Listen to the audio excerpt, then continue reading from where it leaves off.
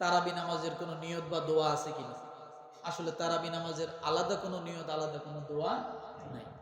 আপনি রমাদান মাসে আপনি সন্ধ্যেকালীন ইফতারির পরে, এশার নামাজের পরে বা মাগরিবের পরে, এশার নামাজের পরে, রাতের বেলা আপনি যতগুলো ইবাদত করবেন, বিশেষ করে নফল, এগুলোর ভিতরেও তারাবিতে ঢুকে যাবে।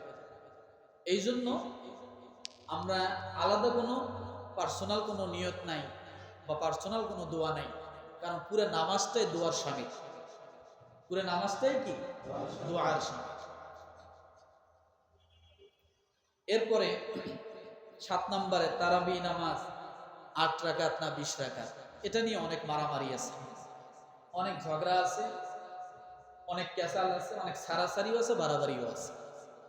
তবে একটা কথাই বলি, আমরা চেষ্টা করব 20 রাকাতেই পড়ার জন্য। বলে কেন?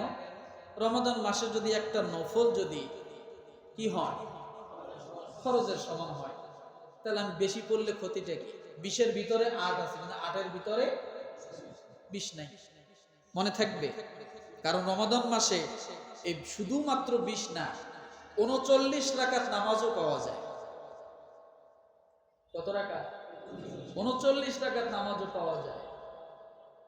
তাহলে 20-এর বেশিও পাওয়া যায়। কিন্তু আমরা চেষ্টা করব, যেহেতু 20-এর ভিতরে কি আছে, 8 আছে, তাহলে আমরা এটা নিয়ে আর মারামারি করার কোনো প্রয়োজন নেই। এরপরে খতম তারাবি না সূরা তারাবি, এটা তো এগুলো প্রশ্ন করা লাগে না, কারণ কোরআনুল কারীমের আয়াত অক্ষর যত বেশি পড়বে ততই তো সওয়াব। তাহলে খতম তারাবি পড়তে গেলে তো সেখানে আয়াত অক্ষর বেশি আছে, তাই না? চেষ্টা করবেন পড়ার জন্য ইনশাআল্লাহ। এরপরে বলা হয়েছে, তো শেষ হয়ে গেছে, এটার উত্তর তো আগে দিয়েছি, রমজান মাসে ক্ষমা পাওয়ার বিশেষ কোনো আমল আছে কিনা। তো ক্ষমা পাওয়ার আমল হলো বেশি বেশি ইস্তেগফার করবেন। ইস্তেগফারের থেকে বড় ক্ষমার আর কিছু নাই। আল্লাহ তাআলা নিজে সূরা নূহের 10 নম্বর আয়াতে বলেছেন, ফাকুল তুস্তাগফিরু রাব্বাকুম ইন্নাহু কানা গফফারা ইউরসিলিস সামাআ আলাইকুম মিদরারা। কারণ ক্ষমার জন্য আল্লাহ তাআলা সবচেয়ে বেশি যে হাতিয়ার দিয়েছেন সেটা হলো ইস্তেগফার। এটা তো বলছি করার জন্য, তাহলে পারবো ইনশাআল্লাহ। রমাদান চলে আসছে, প্রস্তুতি নিব তো ইনশাআল্লাহ। হ্যাঁ, এখন থেকে বেশি বেশি করে তাওবা ইস্তেগফার করে নিজেকে ফ্রেশ করি, আল্লাহ তাআলার কাছে রমাদানের হায়াত চাবো, তাই না?